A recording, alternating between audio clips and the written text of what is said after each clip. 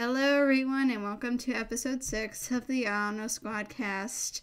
It is very late, but we are recording this anyway. First of all, I want to say a huge thank you to those who came out to the live stream on Saturday. I realized I made a technical hiccup with the stream after the stream ended, which was that you couldn't hear the other people in the Discord call, and I have figured out how to fix that for next time, so I am sorry about that. The stream is available to watch on YouTube permanently, but it is available for to watch on our Twitch channel, twitch.tv/SquadCast, link in the description, for about 2 weeks before it disappears, so watch it and see how much fun we had, and hopefully you can join in on our next live stream, which we will announce probably in the next week or so. So just keep your eyes peeled on our Tumblr and Twitter. Again, links in the description. But that's not why you're here today. Today you are here for our Chapter 99 discussion. So with me I have, as usual, Grace. Hello. Flower of Asya. Flower of Mayhem. Flower of something. Flower of Ass. and our most other frequent guest besides Grace, Serena, or the Raikume. Hi. Hello. And we have a new guest today who was on our live stream on Saturday, but you couldn't hear her, so I am sorry. So reintroduce yourself, guest. Also mention your favorite characters, ships, and favorite arc of Blue Exorcist. Hi, I'm Jazzy, known as Queen Jazz 225 or That Harustan 225, depending on which account you follow. I've been into Blue Exorcist since 2012. My favorite character is Shiemi, and my OTP is Rinshi, and my favorite arc has to be the Kyoto arc, guess. Cool. Alright. Awesome. So, Chapter 99. To give a brief summary, like I usually do, so, Mephisto tells Rin that he has to go to the past in order to see what happened with him and Yukio being born. And apparently Rin has had this key around his neck the entire time that belonged to Shiro, which allowed him to open to different dimensions, apparently. Which, you know, Rin doesn't find out about this until Mephisto tells him at the moment that he needs it. So, that's great. Meanwhile, people are still seeing demons and, you know, chaos ensues. And we get brief glimpses of Paku's family and Tsukumo, Izumo's sister, and Takara. Takara's there. Will we ever get any more backstory on Takara? I am, like, just... Ugh. Hopefully. And then, Lewin is preparing for his trial, his hearing. So, also, Komakomaru is bringing, Kurikara to the, Kyoto, branch, the field office. So all of the exorcists in the Kyoto part of the True Cross Order are going to be meeting him at the field office. And Bon goes to help Lewin, and Izumo is stuck with Shiemi, and basically the chapter leaves off where Izumo informs her that Yu-Gi-Oh is gone and Rin is in Mephisto's is with Mephisto. Confinement. So, containment, yes. Confinement. And yeah, that's basically where the chapter leaves off. So yeah, not much of a cliffhanger there. And we forgot to inform you that Blue Exorcist will be on hiatus next month. So, no new chapter until May. Time for us to die. Yeah. But Kato deserves a break. Depressing. She does. So, yeah, please go easy on her if you are upset or disappointed about the new chapter not being available next month, because she does work really hard at this. And it is her job, so. Yeah. Quality over quantity. Yep. Yeah, so that's it. So overall thoughts of the new chapter, everyone. Very informative. I'm gonna be having a lot of Back to the Future references. More or less, I'm gonna make so many bad puns about it. Okay. Now, Grace, you go. It was very informative. Yes. Also, I liked I enjoyed how Mephisto explained to Ren why he's got to learn about the past, and Yukio has his own stuff he needs to learn about. Basically, having them deal with the stuff that they both don't want, but they need, basically. Mm-hmm. Yeah. By facing things that the thing they do not want to deal with. So I found that really interesting. I actually liked the way he put that. Yep. Because it's forcing them both into facing their fears. Yeah, definitely. Also, he made a really important comment about how Rin needs to face his past. Yeah. Whereas Yukio doesn't need to. Because apparently Mephisto tried to, I guess, explain to him how they were born, like, many times before, according to him. But he refused to basically see that's what he was doing. Yeah. Basically how Mephisto said it. Yeah. Which was interesting, because it's like, he might have been leading up to it, but then Yukio probably acted a certain way, and he's like, okay, well, screw that. Mm-hmm. Shoot. So, Serena and Jazzy, what do you think of the new chapter? It was short. It was short. All I ever thought of him going back into the past made me think of coming back to the future kind of reference stuff. Blah blah blah. Also, it gave me the Devilman Crybaby feeling. All these devils just coming out. My on all that, the little quote saying, "Oh, my boyfriend got eaten by a the social media post. The social media post. Oh my god, my boyfriend got eaten by. My boyfriend got eaten. Wow. Yeah, and then the whole thing was like, "What's this hashtag? How to defeat demons?" That was great. Yeah. It just gave me the whole Devilman Crybaby feeling. If you guys haven't watched it, oh my god, it gave me that huge feeling. I was like, I know I haven't.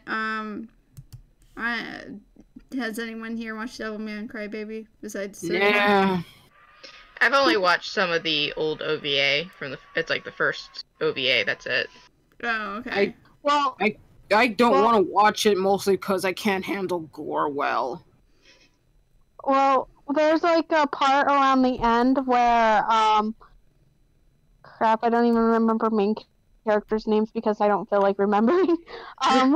Where he basically exploits all the devils kind of thing, and then social media was it's showing like the common view of what today. Do we want to trust them, kill them, blah blah blah this, blah blah blah that kind of thing. And then when it mentioned, oh, my boyfriend got eaten by a demon, I was like, oh my gosh, is this Devilman Crybaby? Nice. But in a way, they were all like, oh, we need to kill them all kind of thing. The humans kind of were the monsters, while the Devilmen were like not the actual demons. Mm-hmm. Yeah. So that gave me that huge vibe right there. I was like, oh, well, hey. Mm-hmm. Yeah, definitely. So my overall thoughts were, yeah, I agree. The chapter was short, but I felt like it was kind of sweet and to the point, and I feel like it's just building up for something bigger to happen in the next chapter. Oh, yeah. Mm-hmm. I'm trying to think of something that I noticed in it. Mm-hmm. Oh, I think it was the part with Lightning. Okay. Yes. Oh, not Lightning, Arthur. Oh, yeah, the, Alright, when they're fighting something. Mm-hmm. Where is it? I'm looking through the chapter again. Just give me a minute.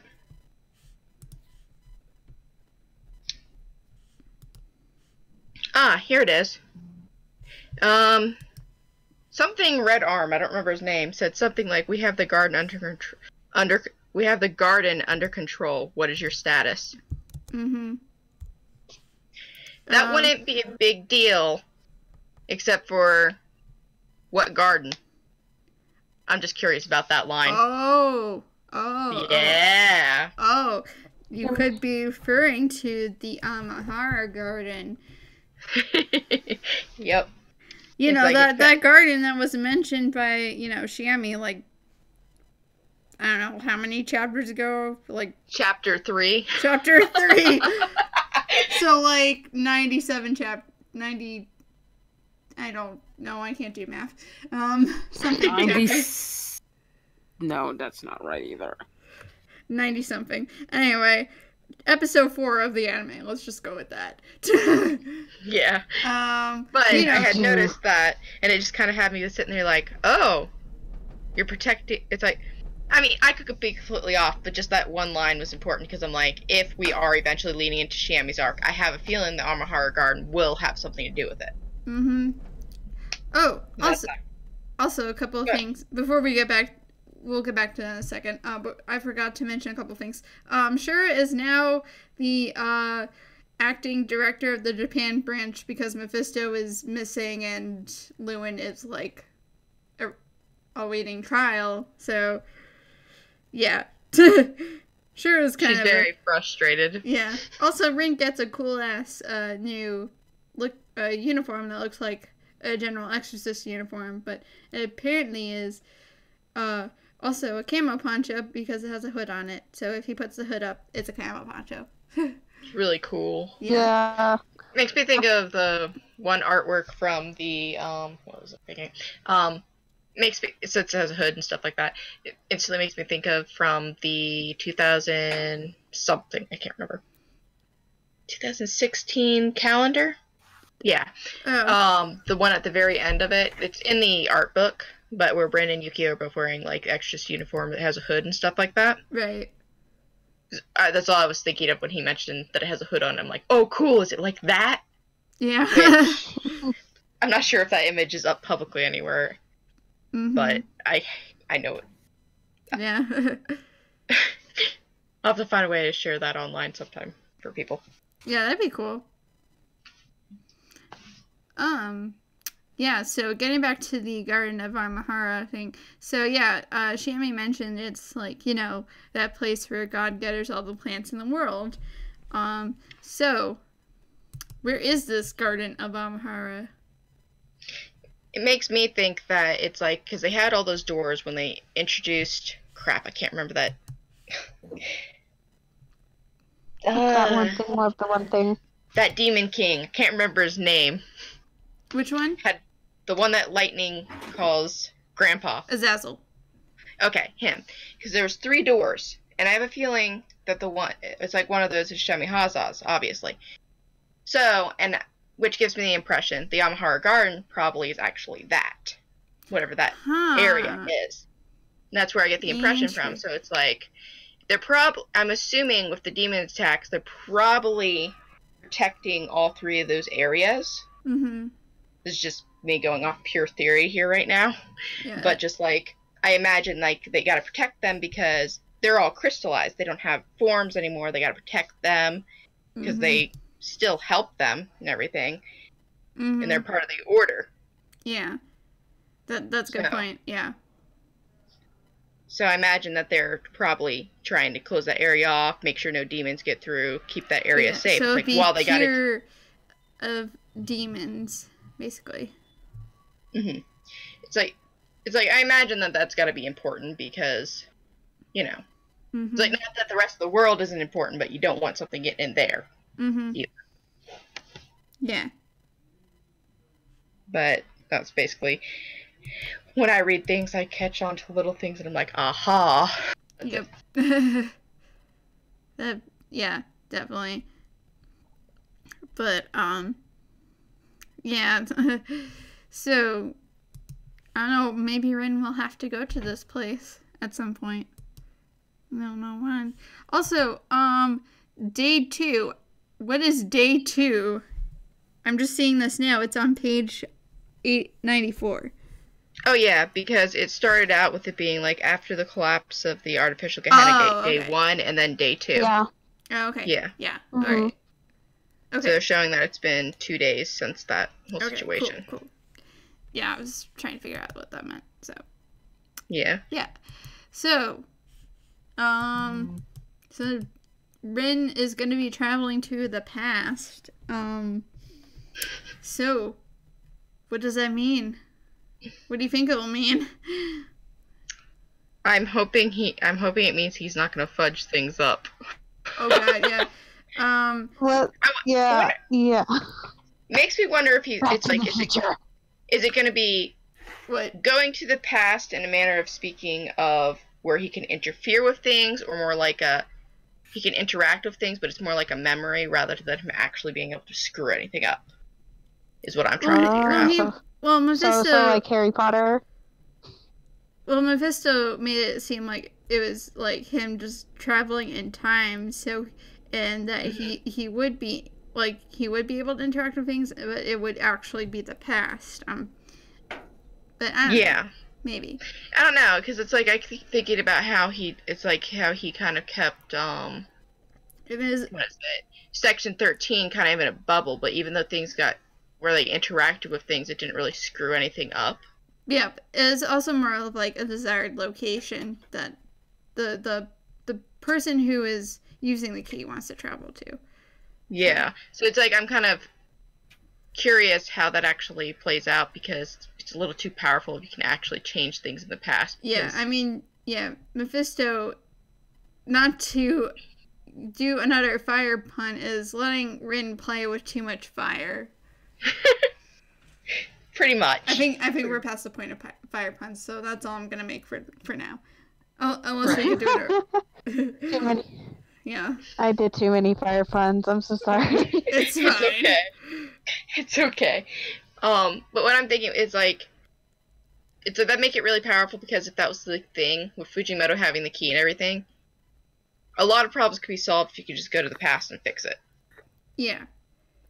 So it's like, I'm wondering how that's going to play out. I'm not going to question too much, because when stories do time travel, I usually just like, I'm not going to overthink this. Yeah, well, I can think of a million things in media that have done time travel, and it was botched as all hell. Example, Sonic the Hedgehog 2006. The game's just bad. I remember beating that game too. Yeah. Yeah, but if you guys want a detailed reason as to why time travel is not always a good plot mechanic, I'd suggest watching reviews of Sonic 06, because they explain why, especially with Shadow's story. Anyway, that's off topic, but I could also think it was used as a more of an example of comedy, like The Simpsons. Like, there was one Treehouse of Horror episode where Homer like travels to like the age of the dinosaurs, and he like starts like sitting on stuff or touching things, and apparently that like altered time in his when he goes back to the future. I'm not sure how many of you have watched The Simpsons, but yeah. Mm-hmm. Yeah. I haven't watched The Simpsons, but yeah. There's things where it works and then it doesn't. Yeah. It really depends on how it's done. I'm trying to think of something where it works. Just give me actually give me a long time on that because it's gonna take a while. Yeah. What I'm looking forward to, though, is when he goes into the past, we'll be able to see his mother. But I feel like he's going to go into more of a past feeling with, like, Shiemi and stuff like that. So he'll see, like, if there's a possibility that we might see, like, a little Shiemi soon. Well, a little Shiemi? Because I think Shiemi's younger than Rin and Yukio.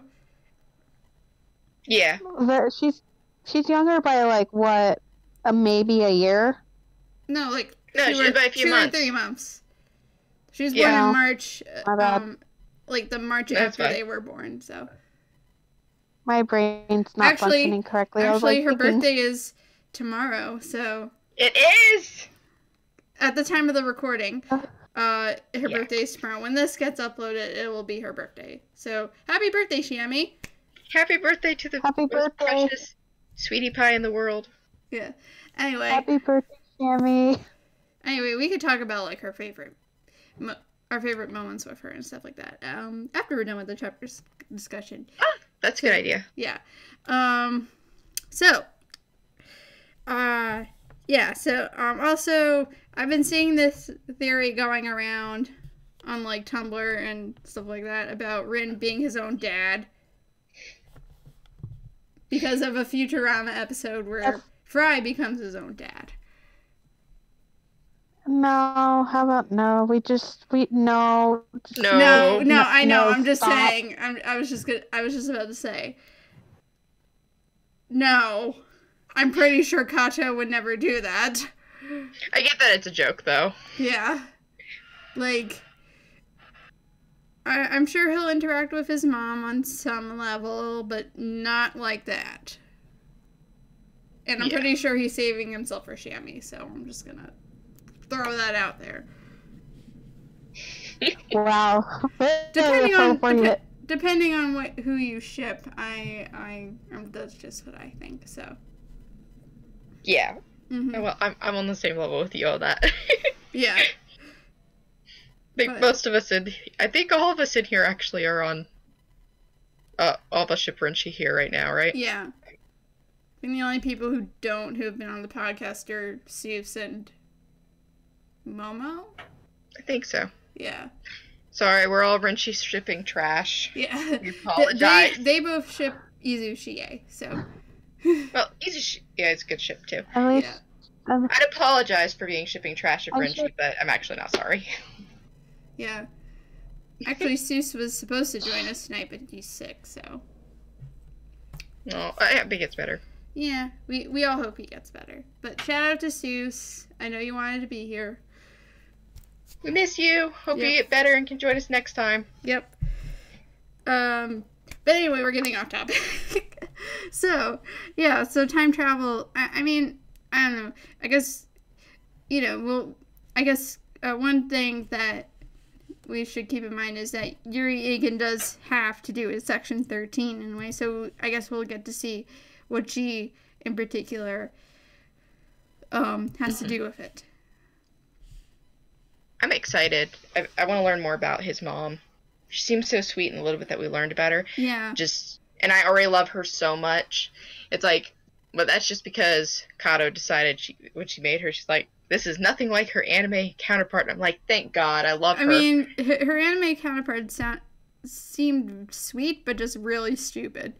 Yes, exactly. In the manga, she doesn't seem stupid. Yeah. Yeah. She has like this similar personality with Rin. Mm-hmm. Yeah. I think it's a lot. She isn't as like, from what we've seen, she isn't as like, as rough around the edges as he could be. Like, she seems more gentle. I know, like, Rin can be gentle at times, but he also has like this. He also has like the rough around the edges attitude. Sometimes that pops up. He does. Yeah. Mhm. He does. Yukio was soft until he became a Illuminati. He joined that Illuminati. Oh, I guess one thing we can mention is the Jump Square cover for this month has Rin with his new hair and And Yukio with, I guess, what is his Illuminati uniform. Oh, And he's wearing an eye patch with the Illuminati symbol on it. I should stop. I just thought that was really funny.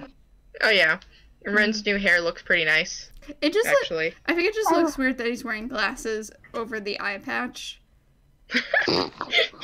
Yukio's extra. There's nothing we can do about We it. should just give him contacts. He doesn't want no contacts. He's scared of them. Oh yeah, because he has all those spares. Extra. He has all those spares of glasses. Yeah. He's such an extra fool. Yeah. When it comes to showing Ren's hair, we have 2 pictures of it now, the official art from Kato, which would be the new Jump Square cover. And for volume 21, you'll have the inner cover. Yeah. It's like the inner reveal is Ren's new hair color also. Which people are still kind of on the fence about what exactly his hair color is. Like, is it an ombre, or is it like white, or is it blue, or... It's definitely like blue at the top, and then it gets white near the bottom. Yeah. That's what it is. So it's kind like of an ombre. Yeah, basically. Yeah. Mm-hmm. That's what it is. I can tell that much from the the volume 21 art of it made it more clear. Mm-hmm. So I actually like the color she ended up going with it, because it's not like, I was scared it's gonna be like bright blue, and I'm like, oh no, please don't. But since it's more like, it's like very, very light, it's a lot better than I was expecting. The only problem is, depending on Ren's outfit he wears, it's really gonna clash with most of his clothes. Mm-hmm. Yeah. Oh gosh. He's gonna have to figure out how to fix his wardrobe so he doesn't look... oh yeah. What did Mephisto do to hide Ren's heart? I have no clue. Like, he said, we need to hide that heart, and then a second he just, his heart, I don't know what I guess he happened. put it somewhere. This still makes me think there might be a possibility Ren's hair could, once his heart is actually sealed in Kurikara. Kurikara. Again, it makes me think maybe there is a possibility his hair will change back to the normal color as long as it's in there, and then when he opens it, it'll change white.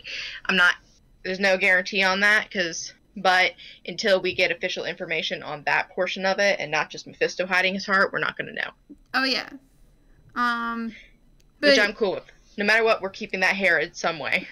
I can tell that much. Yeah, I'm not, well, yeah, I guess at this point we don't know whether his new demon form is a permanent change, but yeah.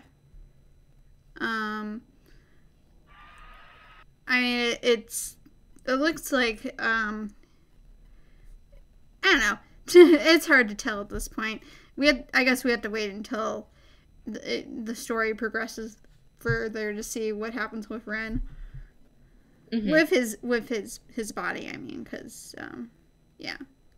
I mean, everything else is getting, like, a change, so. Yeah. Yeah. But, yeah.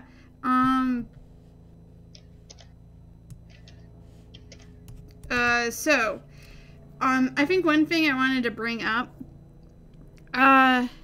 is, Izumo and Shiemi's scene.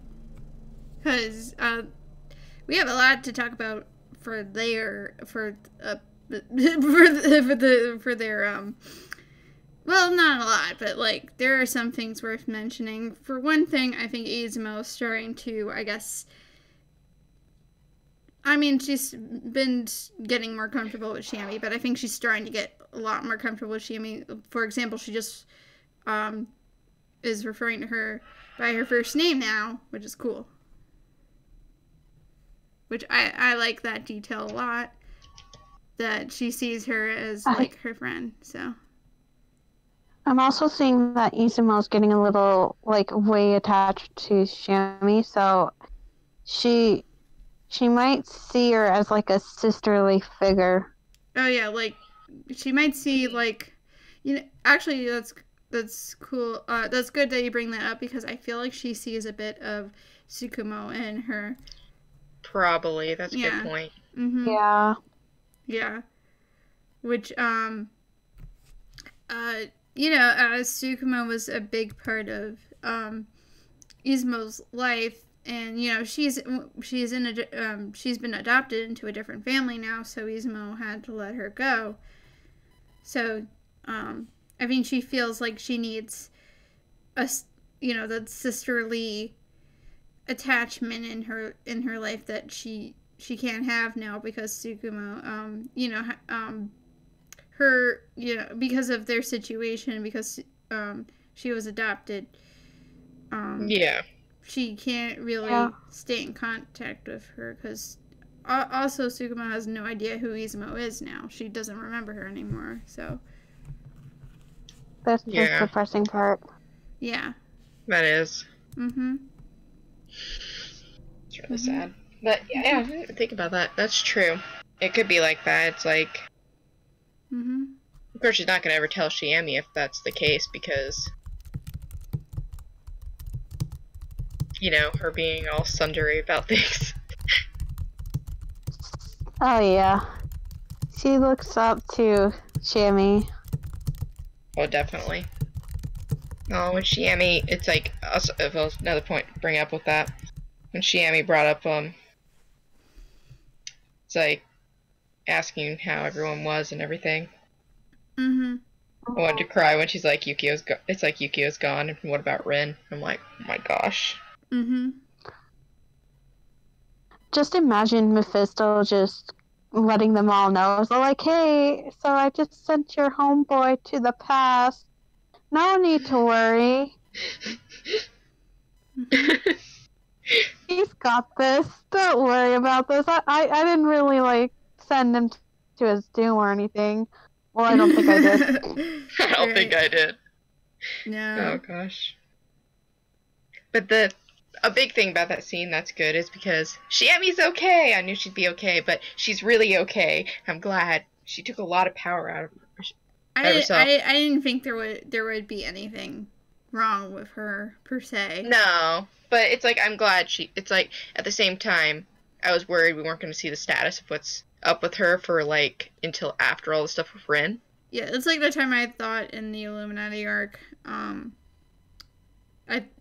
when you see her passed out, I thought she died or something. I had a mini heart attack when that happened. Oh god, that was scary. Yeah. Granted, I don't think I was reading monthly at that time. I was still catching. I was reading monthly, because around the time the Illuminati arc was, or no, it was like a couple of chapters before the arc started. That was when I was reading Blue Exorcist, so just about the time I got into it. So I was like a little bit behind, but I got into Blue Exorcist a long time ago. Goodness me, I was super behind until Grace was all like, "Here, catch up, hurry up, catch up," and I'm like, "What am I missing?" I will show you. Sorry. I'm a mess. It's like everybody. I know. It's like, I'm not caught up on Blue Exorcist. Dude, you're missing out. Please catch up. Please, I beg of you. There's I'm trying to get my friend who got super into My Hero Academia, and she literally binge read up to the recent chapter. I'm like, she's trying to get me to read My Hero Academia, and I'm trying to get her to read Blue Exorcist, and it's like a struggle, because we both are like, yeah, we'll get to it, and then we're like, oh, you should really read it, and then we're like, oh, I'll get to it eventually. Blue Exorcist's defense. In Blue Exorcist's defense, we're only just about to be at 100 chapters versus My Hero Academia, which has a lot more chapters now. I think it's 142 chapters now. So. Yeah, something like that. Yeah. So it's pretty far. I thought it was like 100 and something else. I don't know. I think it's like in the 170s, actually. Oh, dang. So it's close to 200. Well, I need to catch up to the anime anyway, so, Hurry up, the new anime season 3 is coming out next month. I know. I'm gonna finish it. I was in the middle of the state arc, so I'm gonna finish it. I'll catch up soon. I have to catch up through Hulu because I don't have Crunchy right now. I'll get it later. Okay. Or start my account. I have Crunchy. Crunchy is great. Well, Crunchy is great. we're very much off topic. I am sorry. We are. We apologize. Yeah. So to get back on topic, so the Izumo Shiemi scene. So I wonder what's gonna. It kind of just leaves off with Izumo telling Shiemi what's happened, and yeah, I'm not sure if it'll continue into the next chapter or not, but I'm not sure what the next chapter is really going to be focusing on. It might, I don't know. It's hard to tell with Kato sometimes. But I want the past. Okay. In general, I think it might be a mix of certain things. Mm-hmm. Mostly focusing on Ren, but I think we'll pop in on the thing with Konekamuro. Mm-hmm. Yeah. Maybe the whole part with Izumo and Shiemi talking, maybe what'll kickstart off Shiemi's arc is it'll start with those two, actually. Yeah. It's like, I was expecting it to be mostly to get when Ren's there, but it could start before he gets back and he has to be briefed on everything that's going on. Mm-hmm. But also give her a chance for definitely, major individual development without it seeming like it depends on other characters. Because Izumo's kind of started out like that, where just, herself. Yeah. Focusing on her. So, it could do that. Mm-hmm. I think Ren will definitely be involved in her arc. I'm just saying it could start, leading more up to it. Yeah. During the time while Ren's in the past. True. I feel like it might pull the whole sending him in the past, and all of a sudden it's gonna pull some future thing, and then it's gonna be he comes back and he realizes, oh, what the hell have I missed? And then it's gonna do the throwback of, oh, we're gonna tell you what you missed, kind of flashback moment of your life. That's true. That could do that too. That could happen also. And then we don't get to see him in his past until later on. Right. I wonder if time will pass as he is in the past, or when he comes back, it'll be it'll be the exact same time as when he left. So. Oh, that's a good point. Yeah. This is why the past and future stuff's always so confusing. I know, it's like time travel is a little just so confusing. It's it's just when different forms of media do it, it's I don't understand. It's amazing that this is really ironic coming from me, as I was a huge Doctor Who fan. Oh, there you go. There's the only time I can think of where the past and it's going to the past and future stuff actually doesn't affect it too badly. But that's just because the series is built on time travel and different worlds and stuff like that. I'm surprised no one has made any Doctor Who jokes about the new chapter. Well, now that I've mentioned it, I can start doing that. I'm behind on Doctor Who, but wibbly wobbly timey wimey. There you go. Oh. There. Well, Ren isn't traveling in a TARDIS. He's using a key, so. But it could be the TARDIS, because the TARDIS can take the form. I'm just joking. It could. Oh boy. I'm just joking. Yes, I am a Doctor Who nerd sometimes. Yeah. Years ago. Not so much. Someone make a fan art of Ren in the TARDIS, please. I will do it. It's my sole job now. Oh my god, please. I will try my best. That would be perfect. I love it. Draw Ren as the Doctor. Also, viewers, if you're artists out there, or you know any artists out there, please make a Ren and make a fan art of Ren in the TARDIS. That would be Oh god. I'm gonna go the next level with it. I'm gonna draw Ren as the Doctor and Shiemi as one of as an assistant. As the assistant. I'm trying to think of one of his. I'm thinking of Rose. Oh yeah, definitely the OG of the rebooted Doctor Who, but yeah. Oh yeah. Yeah, but anyway, enough about that. Yeah, Ren. I feel like. I don't know, I feel like he might have seen any sort of sci-fi movie growing up to know to not alter anything, and in the past if he travels to the past.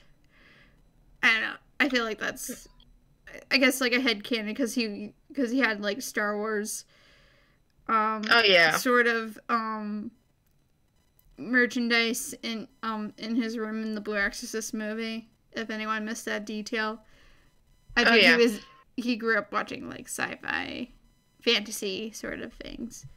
So he's probably pretty smart and knows I don't do this. Well, also, with the invisibility cloak thing and the way that Mephisto had that set up, Bryn could easily keep himself out of situations where he can cause trouble. Oh yeah. So that's a good thing. Mm-hmm. It's like, depending on the laws of way the going to past thing works. Yeah. Like, if it's just basically like a window where he can interact with things without it. What I mean like that is kind of like where even if he does change something, it doesn't actually truly affect it because it can't really change the future or anything, maybe. Mm-hmm. That would be nice because then you don't have any possibility of screwing things up. Yeah. Here you go. Ren, you get to go to the past. Here's the training wheels for it so you don't screw anything up. Because you need those. It's like, here's it on... Yeah. Here's a child safety lock on it, basically. Oh my god. Like one of those, like, the, taking the wheels off of the kiddie bike sort of thing. Yeah. It's like, here you go. You get to go to the past, but in a very specific way so you don't screw things up. Or taking the training wheels off of the bike. That's what I meant. Yeah, training wheels. Yeah. I'm looking at Momo's Twitter, and I wasn't the only one who thought of the Devilman Apocalypse thing. Oh yeah, Like, I know that they've seen Devilman Crybaby as well, so I've seen them post about it. Yeah. Also, shout out to Momo. Yeah. If we're shouting out other the SquadCast members, hello. Yes, shout out to Momo and 1 second, and Tay and everybody else. Yes. Yeah. And Omen. I forgot. And Omen. Yes. Yes. Yep. Yes. And shout Mindy. out. And Mindy. And Mindy. Yes. And everybody else in our world of, oh gosh, yes. Yeah. Everybody else. Alright. Yeah. But that's funny that you mentioned that. I'm trying to think of, like, wasn't there like another? I don't know. Well, I'm thinking of the filler arc. You remember when after Yukio becomes unpossessed by Satan, that he literally forms like a gigantic Gehenna gate in the sky. Oh yeah. Yeah. I don't know. Like, this new arc reminded me of that, except this Gehenna gate is like an artificial one. So. Yeah. Mm-hmm. I think it's like this. I think is where it's starting to show where Kato kind of gave them concepts for the anime, and they kind of went off of that. Mm-hmm. Is what happened, I think. Yeah. So it's like, so now it's starting to piece together in canon. It's like in the manga canon of where those certain plot points come. It's done a lot better, and it all makes sense finally. Mm-hmm. But like even with the Ren's going to the past to see this stuff, Yukio got. It's like, was it Yukio? Yeah, Yukio got to see what their mom looked like and everything in Vision thing. I forgot how that went, but in the anime, because Satan was, like, I think, semi-possessing him. Mm-hmm. So I got to see all his memories. He basically showed Yukio all of his memories. Yeah.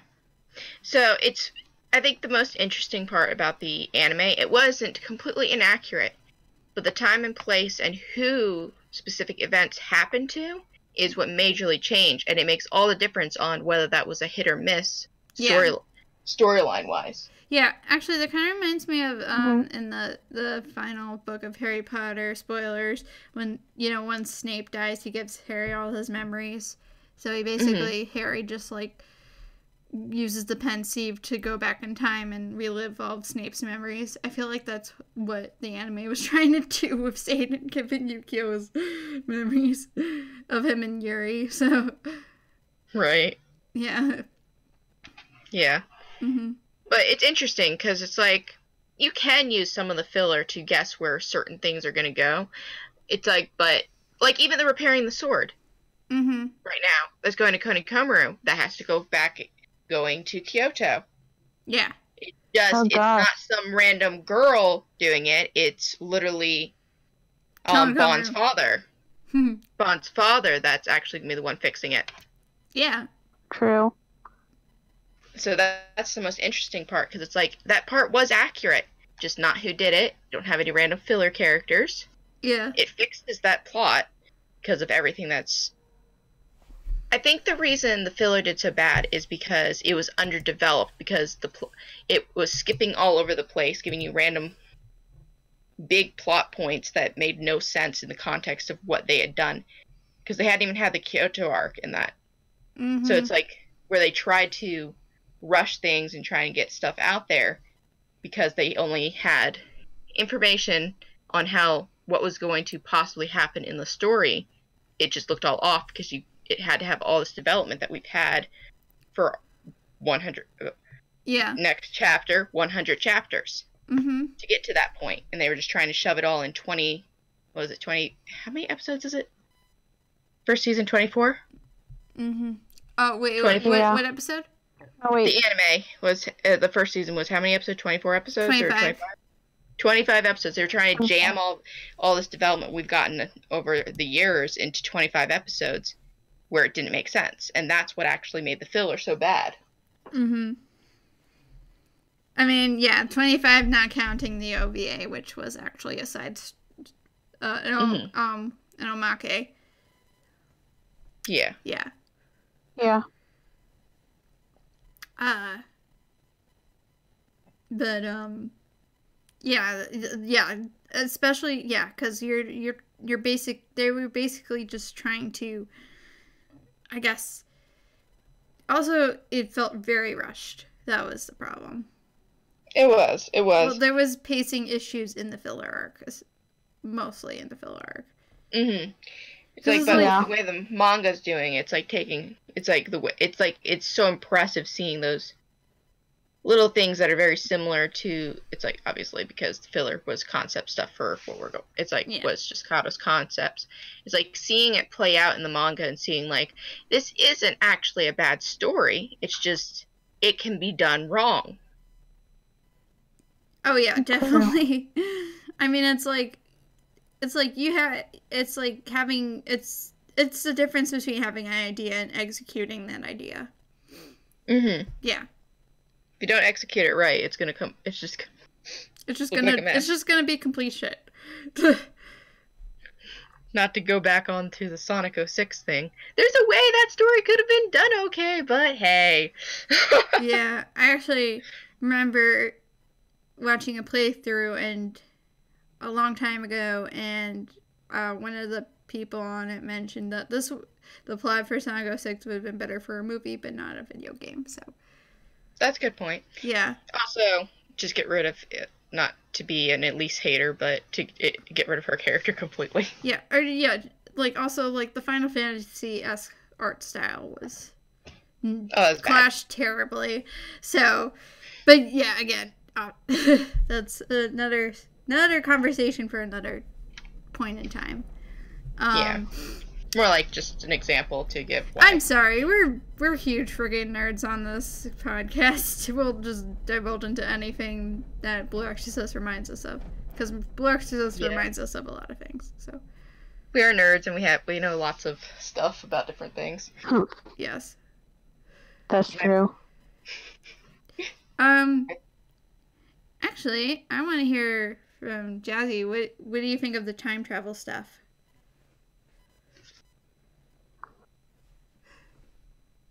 Jazzy? Is she there? Okay. I have no clue. Yeah. Yeah. Hey, Jazzy. What do you think of the time travel stuff? It's confusing. You think it's confusing? What's confusing about it? going to work exactly? I think it'll be more explained in the next chapter, because, like, what Mephisto explained so far was with the key, that it can take the person who is using it to any dimension they desire. So I think in Ren's case, he could just travel to the past just because he has the desire to, and he's holding the key. And then when he wants to travel back to the present, he'll still have the key with him. As far as we know now, because something could happen where he might lose it, but yeah. Actually, that's a... Can we have some Inuyasha vibes here? Oh my god. Yeah, I was just thinking about I didn't think about that. I was just like, wait a minute, didn't this happen to Kagome? I didn't think about that. Inuyasha, You are the Kagome! chosen one. Yeah. Yeah, but... Yeah, I think that kind of is... That kind of explains what would be going on with the time travel. Yeah, I think more of it will be explained once Rin actually does go back into the past. Mm-hmm. I think it's just kind of as like one of those follow along as you go kind of things. Yeah. Just don't fall in love with a half dog demon, Rin. Please. Oh god. Yeah, the opening, the first opening stuck in my head now. Thank you. Yeah. I think one of my favorite parts in this chapter, probably when Mephisto's sitting there teasing Rin and being like, "What are you scared?" And then him, like, Rin, flat blank, just answering. It's like, "Yes, I'm scared." Yeah, I'm glad he's finally addressing that he is scared of certain things. I think that's a huge step for him in terms of his character. Mm-hmm. And the way he was doing it, where he's like, "If it's possible, I didn't want to know about my birth." And I'm like, yeah, and I'm so proud of him. I'm glad he's being honest about how he's feeling. Yeah, I'm glad he was able to do that, because it's like, he's admitting it to Mephisto of all people. Mm-hmm. But it was nice because he's not hiding how he feels. He's able to let that out in the open. And I bet it's one step. It's another step, obviously, besides the fact he's literally going in the past to see his past. Yeah. And his birth and everything. One step closer to where it's like him personally being able to accept this and face his fear, which he needs that to grow. Which is why Mephisto's doing this. Because Rin can't move forward until he faces his past, because, you know, kind of like him and Yukio are the opposite, because Yukio's too busy living in the past and Rin's too busy living in the now. Which, to move forward, he has to learn of this to grow. Yeah. I know Mephisto is, 1, shady AF, and 2, a terrible example of a legal guardian. But I think he is doing Rin a favor by doing this, so. And I do think he seems to, it's like he seems to have the big picture here and know what he's doing. Yeah. I think he really does. I think he does know what's best for the both of them, for both Rin and Yukio, I mean. I think he's just really bad at, like, the whole looking after teenagers sort of thing. He's bad at doing it in a way where he shows he cares, because it's not necessarily he cares. It's like, there's a way to do what he's doing with explaining that it's for the best for both of them, with being nice, but that's not Mephisto. I wouldn't expect him to do that, but at the same time. But yeah. I mean, yeah. I mean, he's not on a side to, you know, it's not like he's on, like, the demon side or the human side. He's on his own side. Exactly. Yeah. And, I mean, he's only doing certain things for his own benefit, so. Mephisto was wonderful this chapter. I'm just going to say that. Yeah. I loved it all. I'm just... I think every chapter I've started to like Mephisto more and more. It's like, not that I never didn't like him. Yeah. I've always found him interesting.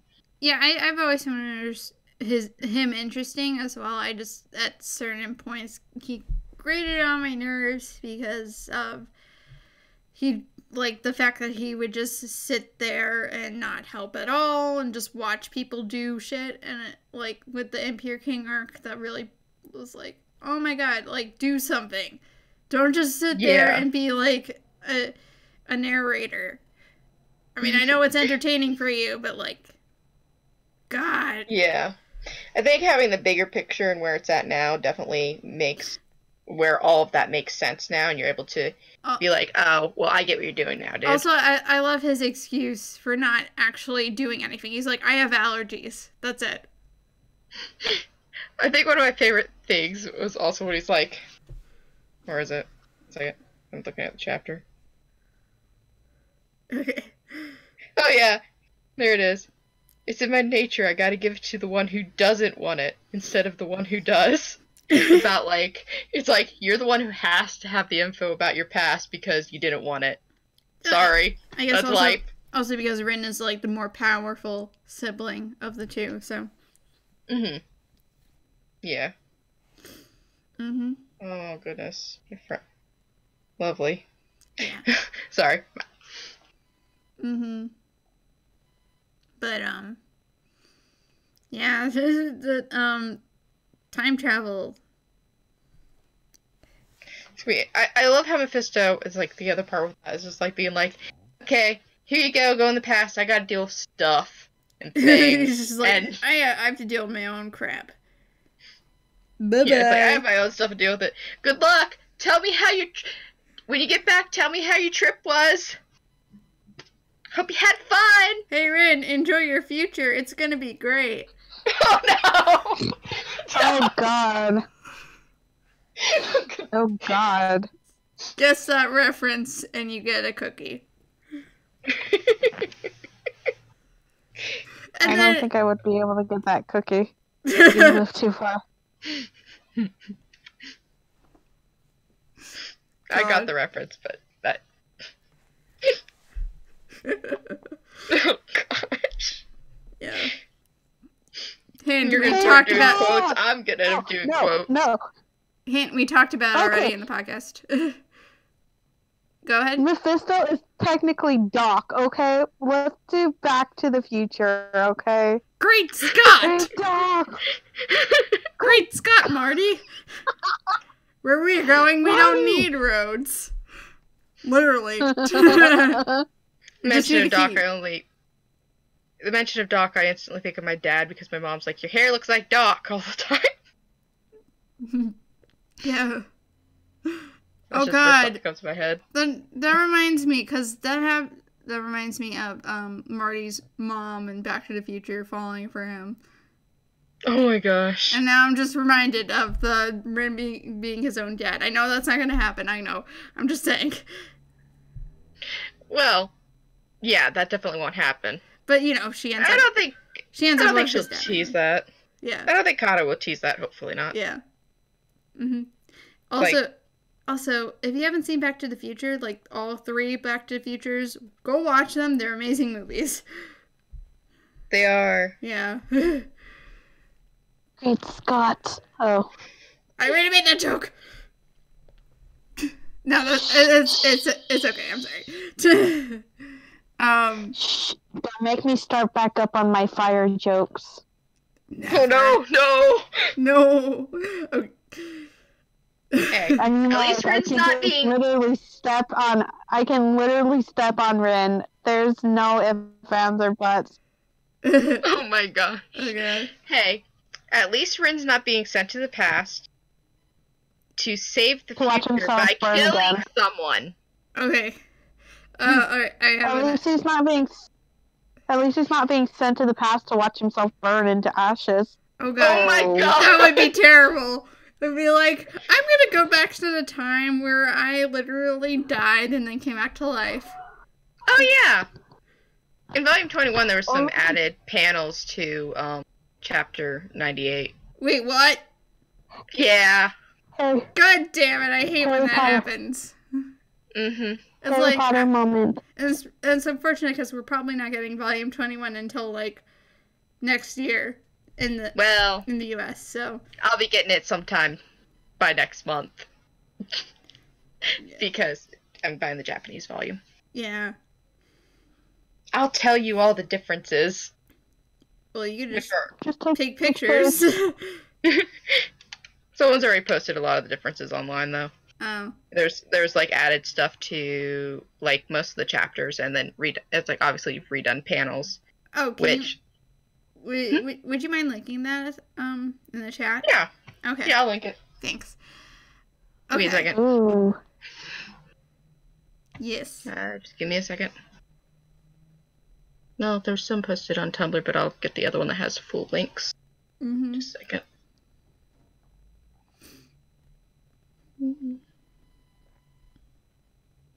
Yeah, but We can't be seen, Harry.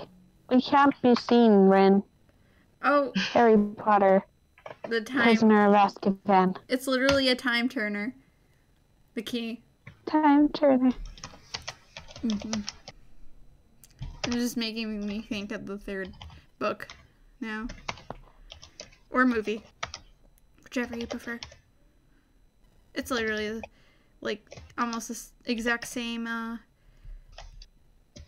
thing, except for minor differences.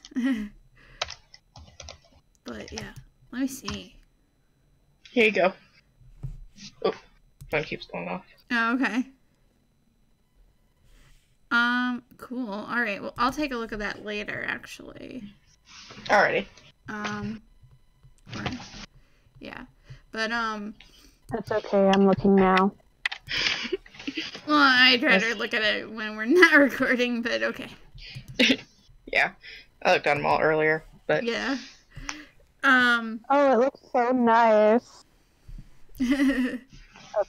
I guess I'm gonna randomly say I always recommend buying the volumes because it's like there's so much that Kato redraws or adds to the volumes that makes it so much better than just reading the magazine version of the chapters. It's always worth the money for it. Totally. So, yeah, if you guys are able to, you could always buy the Japanese volumes. I believe you could buy them on CD Japan, but I'm not sure how much they are. They're probably not cheap. Well, shipping's not cheap. The volumes are cheap. Yeah. Okay. Well, yeah. Including shipping. Also, if you live in the U.S., you could go to your, and if you live near one of these, you could go to Kinokuniya and buy the volume there. Yeah. So, yeah. Local stuff saves so much time and money. Yep.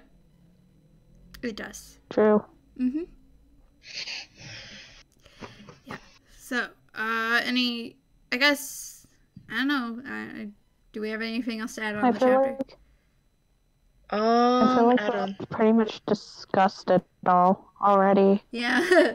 I guess. I have something to add. Okay. Arthur looked freaking awesome. Oh, yeah, he did.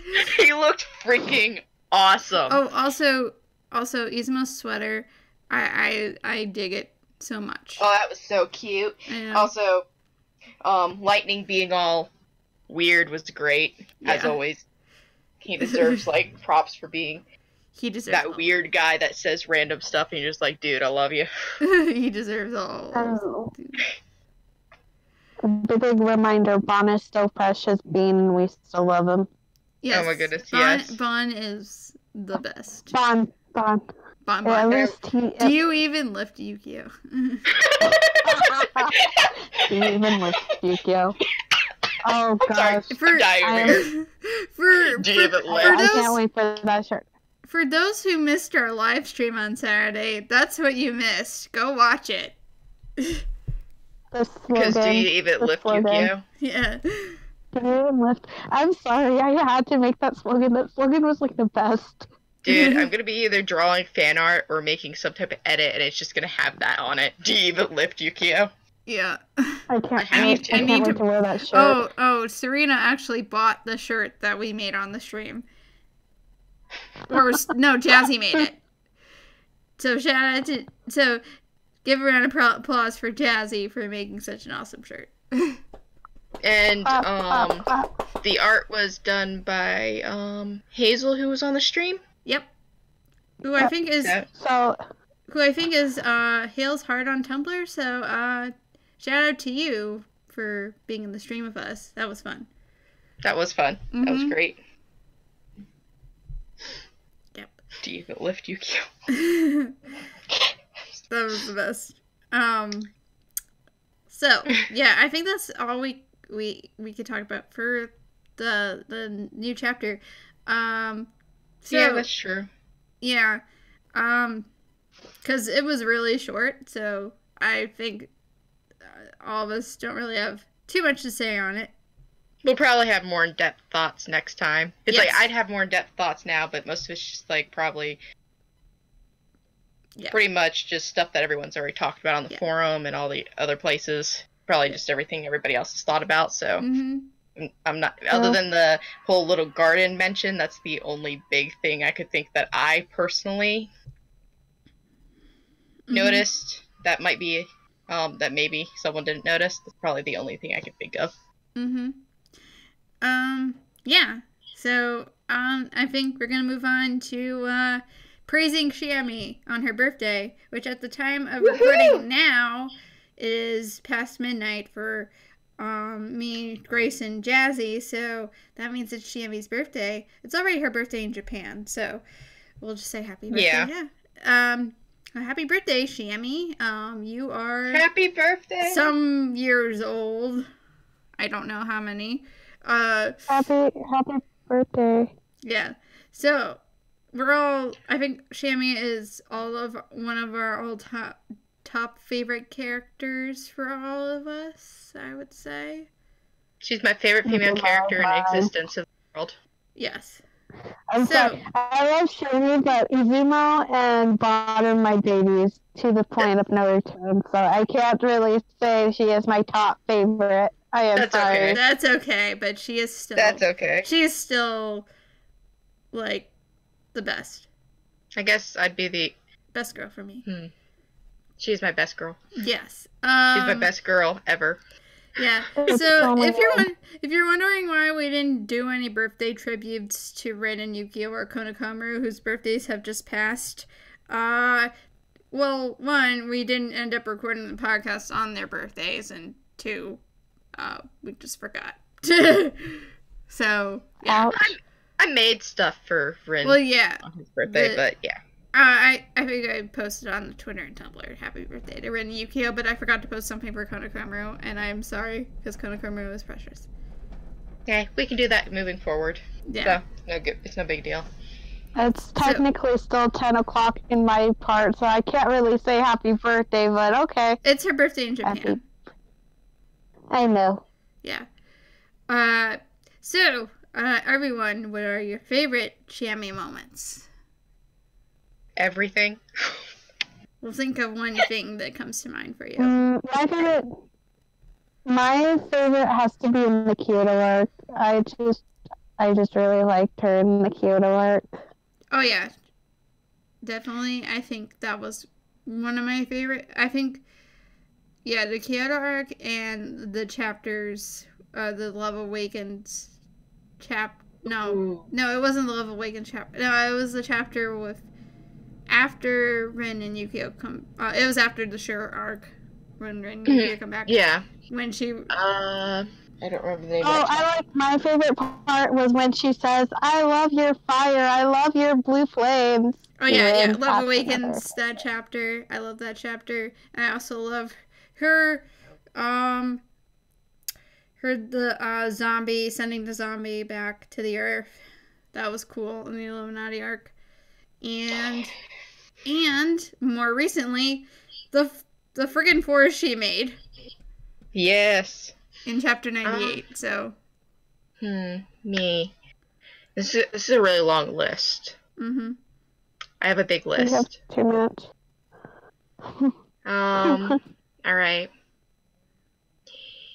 During when they were first doing in the training arc, or like it's like when they were all it's like, you know, this was during the anime did this too. But the part where it's like Yukio left them all alone. It's like when they were in the dorms, stuff like that, and Izumo and Bon had fought and all that stuff. When the monsters come, it's like the one demons come to get them and everything, she makes a giant barrier. Yeah. One of the first shows of how strong and how dependable she is in a pinch like that, out of nowhere. Yeah. It's like, and that's when you first realize this girl's quick on her feet. She knows she knows what to do and how to protect people. Mm-hmm. She's just, if you're in a battle, you want her with you because she's gonna know, she's gonna act fast and be able to help everybody. Yeah. She attacks, but she also protects. Yes, that's her. Yeah. Oh, another thing. My appreciation for Shiemi. Also, Shiemi shoving mine. Yes. Also, can we just talk about her thighs? She has really good thighs, okay? Oh yeah. I just said it. and yeah, she has the big tits. I better bring that up. I like her thighs. Her thighs just like complement, like those leggings just complement her legs. Yeah, her legs are nice. Are nice. Her legs are extremely nice. Yes. Yeah, let's just admire Shiemi's everything. Thickness. What? Thickness? You mean? I mean, like thick with 2 C's. Oh my god. Yeah. But oh my god, seeing her go from what she was in chapter 3 to what she is now, I'm so happy for her. She's just evolved so much. I'm so proud of her. Yeah. Oh my gosh, she's come so far. I could go on like this big, huge it's like rant about how great Shiemi is, and you guys get sick of me, but just like she's such a good character. Oh my god. I love her so much. Yeah. I only named 2 moments out of anything I could think of. I think one thing I want to mention is the hug scene from chapter 26. Ah, yeah, that was one. That was one of my favorites. That's one of my all-time favorites. And I'm not saying that because I'm a Renshi shipper, but also because it shows Shiemi's, like, I guess, her devotion to her friends. Yes, yeah. Oh, if we want to go on favorite Renshi moments, I can give you a list. Oh, dance with me. I was about to say, Dance With Me, it's like as much, it's like I love the Love Awakens chapter, it's like, and all the ones after that, and the confessions and stuff. The Dance With Me Shiemi one, though, that scene has to be probably literally the top moment for me. Yeah. Because... Mine.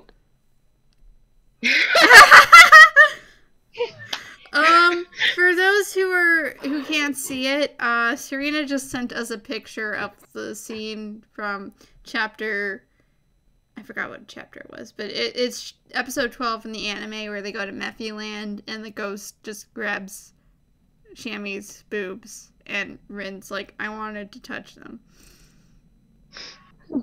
There's a little perv sometimes. Yeah. We forgive him. Yeah. We forgive him. We forgave the ghost. Jazzy, what are some of your favorite Shiemi moments?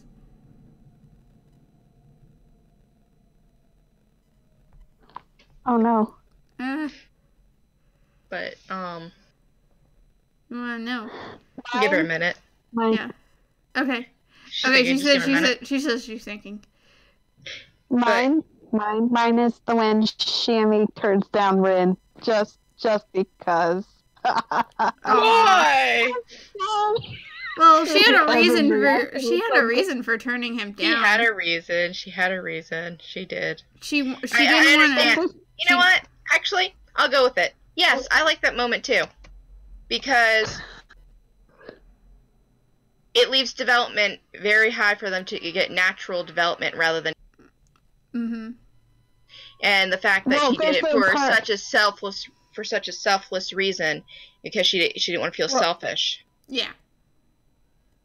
Well, there's also the part, because the reason when, like, she turns him down, then Amayamon comes in and stuff like that, and she gets really sassy, sort of ish with him, like, do not touch my Rin, kind of thing. Yeah. And I mean, then one thing- Rin actually snaps out of it after getting turned down for baby, but it was gonna happen. I mean, one thing has kind of, they don't have anything to do with each other. Just kind of, it was just kind of the timing. But yeah. But yeah, actually, I do like that moment because it's the meaning behind it and why. It's like, yeah, I'm sad Rin was. It's like I'm like feel bad for Rin because it's like, oh, he probably thinks she doesn't like him that way, but he completely accepted it and handled it very maturely in the fact of how much he cares for Shiemi. Oh yeah, definitely. So I was proud of him. But it's like the big thing is why she did that, the meaning behind it. There's such a deep reason behind why he.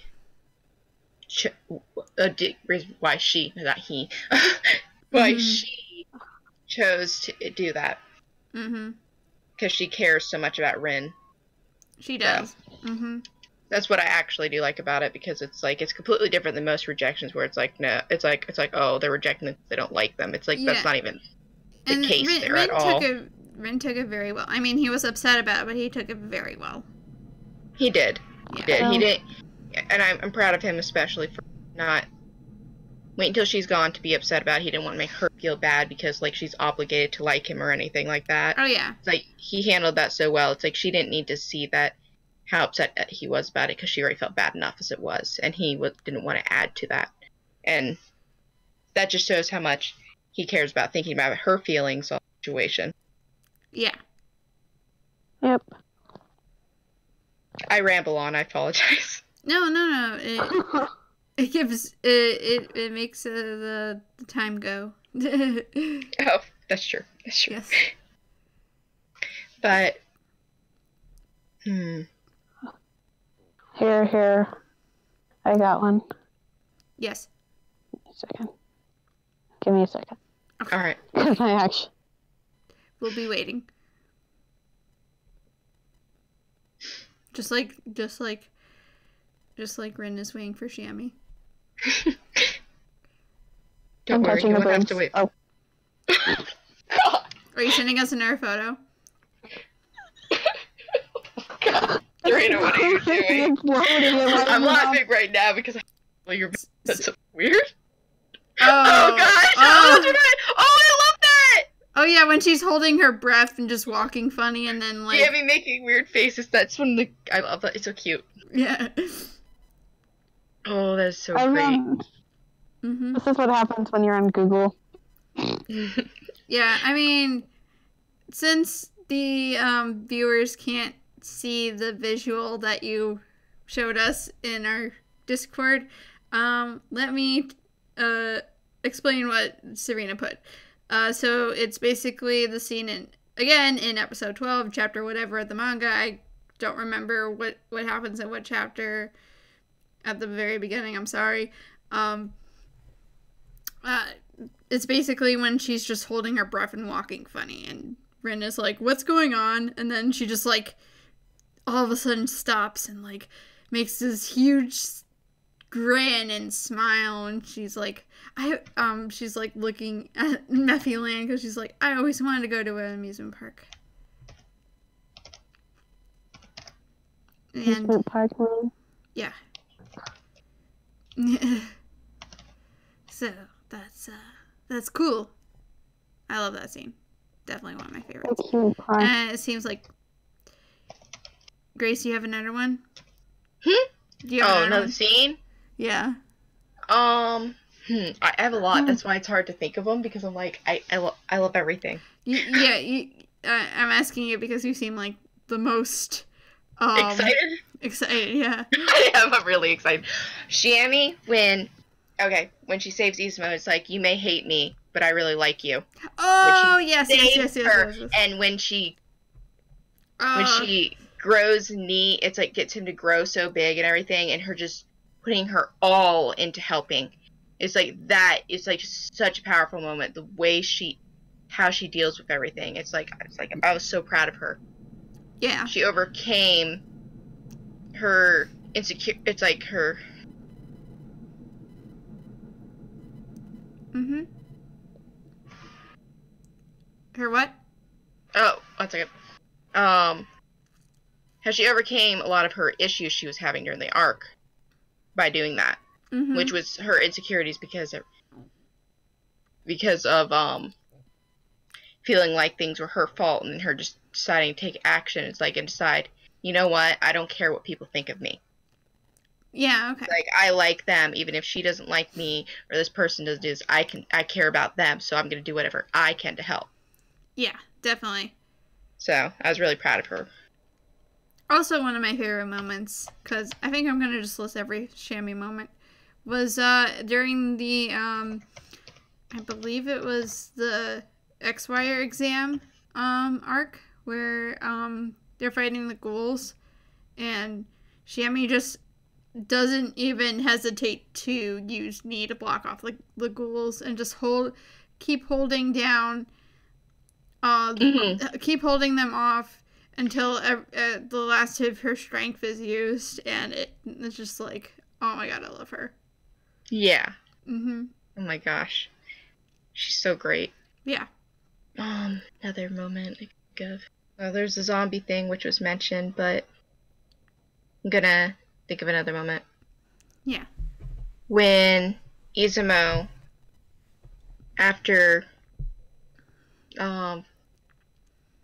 visiting her sister, is really upset, and Shiemi starts crying, and she's happy because she's like, I'm happy because you're fine. Is it because when you're able to cry, and it's basically telling her, when you're able to show your emotions like this, I'm happy because you're able to, it's like, finally be able to show that, basically, with Izumo. Okay. It's like that entire scene is really emotional. Mm-hmm. Because it's like, I'm trying to explain God, Serena. It's, oh god, it's the Friends Forever scene. When he gets friend zoned. Yeah, that one. But, Hey, we'll always be together, and then all of a sudden everybody else is in the room listening to them. But you know what? I love that. I'm gonna give Shiemi the benefit of the doubt here, because she has, at that point, she really didn't understand romance, so. No, and I'm not sure she realized, even if she had some subconscious romantic feelings for Rin, she didn't realize what they were at that point. Yeah. She's just learning, having friends and stuff, so she's not going to understand it. Yeah, what I don't like about this scene in particular, and it's not Kato's fault by any means, but it's how people interpret this scene. They kind of put blame on Shiemi for quote-unquote friend-zoning Rin, when that was not her intent at all. Again, she doesn't understand what romance is. She doesn't understand the concept. So the only way she can express, how much Rin means to her is that she sees him as one of her most valuable and closest friends. Exactly. And people like to put hate on Shiemi for this scene because she friend-zoned him. Yeah, this topic is actually a good one to bring up. Yeah. I despise it with every fiber of my being when people try to say that Shiemi friend-zoned Rin, or just use that term in general, because of what it's come to mean. Yeah. And as we've been proven from Rin, how he dealt with the rejection from Shiemi and everything, he is not just looking to be friends with Shiemi because he has a romantic interest in her. It has nothing to do with that. He unconditionally cares about her as a friend. Yeah. So it's a disservice to both characters using that term at all. Oh yeah, definitely. Mm-hmm. So well, it's like sometimes there's jokes with it. Well, sometimes there's jokes with it, and some people don't actually know the meaning behind the term and why it's not really the best to use.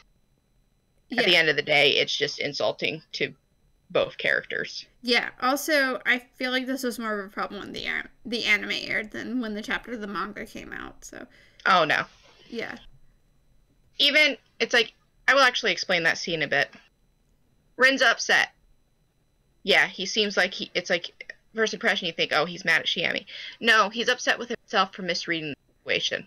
He never blames her. It's more of a, it's like, even though he's like, dang it, permanent friends forever, basically. It's more of a, crap, I misread the situation. And that's just how he feels, because he's like, of course, why was I stupid enough to think that's where this was going and everything. It's like, it still doesn't turn into him having some problem with Shiemi or expecting something or anything like that. That's just not who he is. Yeah. He doesn't expect it. Yeah. Again, this is not Kato's fault. This is more or less how people have interpreted it. But it seems like it's more common when people interpret it that's how they perceived how Rin took it, rather than, you know, and how Shiemi was like being like a bitch or something, which she clearly was not. So No, she definitely wasn't. yeah. Yeah, this just, it's unfortunately one of those scenes that gets misinterpreted a lot. It is a favorite scene of mine. It's really cute. Yeah, it is very cute. It is cute how Rin does misread Shiemi's you know, her mannerisms and things like that, because it's I a very think innocent mistake and everything. Yeah. Mm-hmm. But also, like, everyone else makes fun of him for that, which you know, kind of doesn't help much in his case. But I think one of my favorite parts about that scene, actually, since we're on the topic anyways, is how he's like, you know, Shiemi's complimenting him and saying, you did a great job fighting the Impure King and everything. He's like, thanks. And then he's like, you really helped me out there. It's like, you gave me a lot of courage. Like, I just thought of you. Yeah, I was rewatching that scene in the anime in English, because kudos to Bryce Papenbrook and Christine Cabanos. They are very, very perfect as Rin and Shiemi. They do such a good job. Yeah. But also props to Nobuhiko Okamoto and Kana Hanazawa. They're also great as Rin and Shiemi. I'm just saying. Yes. Yeah. So, but like, yeah, it's just like, he gets like, you know, he's not looking at it in a romantic way at all. It's I guess once like Shiemi touches his hand and she gets like close to him, that's when he starts like getting all like flustered. But you know, he was saying, you know, you were a big help because you're a good friend, and I want to thank you for being a good friend, because you encouraged me a lot. So also in that regard, that's more of a, he's letting his own feelings out, not expecting anything in return. He initially said that anyways. The other part of it. It's like, but I think one of my favorite parts, because they're sitting there, and then Shiemi, when she gets tears in her eyes, it's like, I helped you. Just even the thought that she was important enough. Yeah. That just thinking of her was able to help him in that moment meant the world to her, because all of her insecurities she's had about being a burden and stuff like that kind of went away for at least a few minutes there, because realizing that anything she did actually mattered. Yeah. And she was able to be a good friend, because that's her biggest struggle. She felt like such a bad friend after everything that happened in the Kyoto. It's like prior to the Kyoto arc, and that was what her big struggle was. She felt like, I'm not good enough. I didn't do this. I couldn't be trusted. Yeah. And that she really needed that. Yeah, I think the Kyoto arc was one of the biggest arcs for Shiemi's character development. Oh, I agree, definitely. Yeah. And hopefully in the next few chapters of the manga, we'll be seeing her grow even more. And I think once we get into more of her secret, I guess we'll see her develop more as a character. So yeah, definitely. Anyway, it's great. So yeah, I'm looking forward to it, because Shiemi is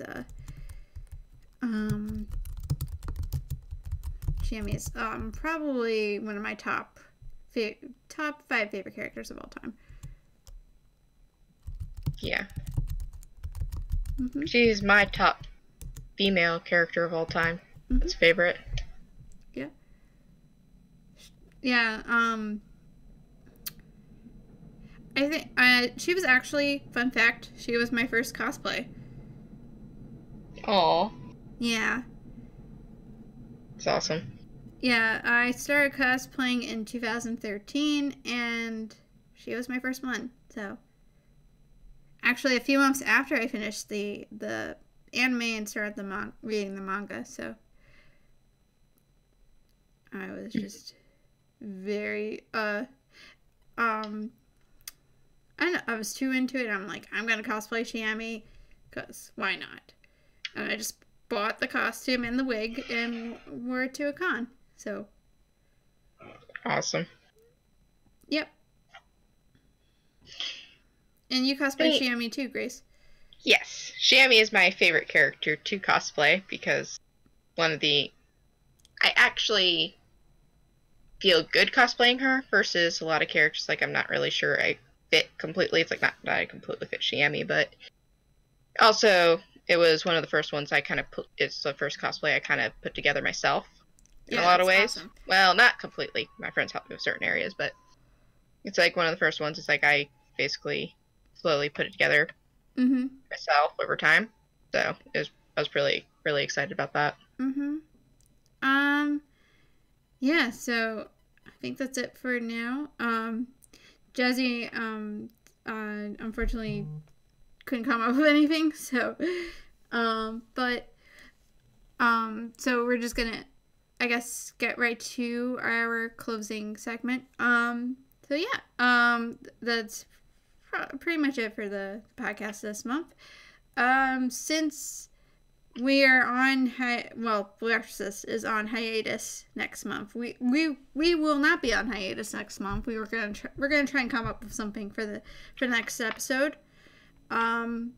So if you guys have any ideas, please leave them in the comments below. Please also ask us on Tumblr and Twitter if you have any ideas or suggestions for what we can do next month, because we really don't want to not go 2 months without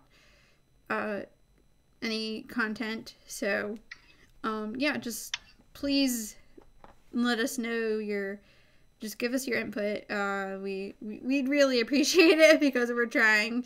We're probably gonna do a giveaway at some point, but like I mentioned, I think the last podcast, so we'll figure it out, all the details. We might do it next month if we can get everything together by then. We also, I guess we won't be lacking on content, because we're gonna we're gonna continue to do live streams.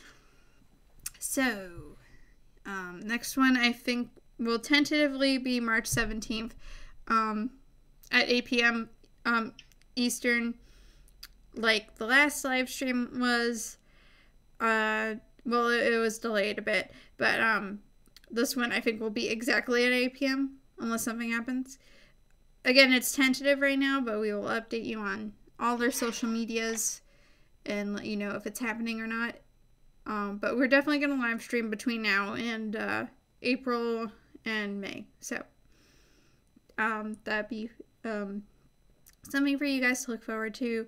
And I will get all the audio issues fixed in the next stream. I know what I did wrong, so I will be fixing that.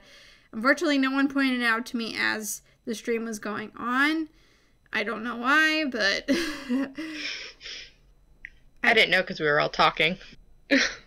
It's fine. I know no one who was viewing the stream mentioned it, so yeah, but that's besides the point. We are going to be streaming still. So yeah, follow us on Twitch. Links will be in the description, like I mentioned. Also, I remember saying that I would put a link in the card. The video I posted about the live stream announcement. Apparently, you can't put links to other websites in the cards, unless you're a YouTube partner, which I didn't realize. and we're not YouTube partners, so I'm sorry. That was my mistake. So yeah, but we will put it in the description. And also, annotations for some reason aren't a thing anymore. I don't know why. But yeah. But anyone want to do some self-promoting? Oh, not for myself, but for a thing. I guess my thing. Oh wait, I gotta do something. I gotta do some self-promoting for me, because shameless plugging and all that. Right. So I do stream on my own Twitch, which is twitch.tv/MateiNyan with 4 A's at the end. I just bought a capture card recently, and I will be streaming games probably from my consoles, which are Wii U and Switch, and occasionally the Overwatch stream if my computer can handle the lag, because the last few times I've streamed Overwatch, my computer lags a lot, and so does the stream, and it looks really bad. I don't know how to fix that.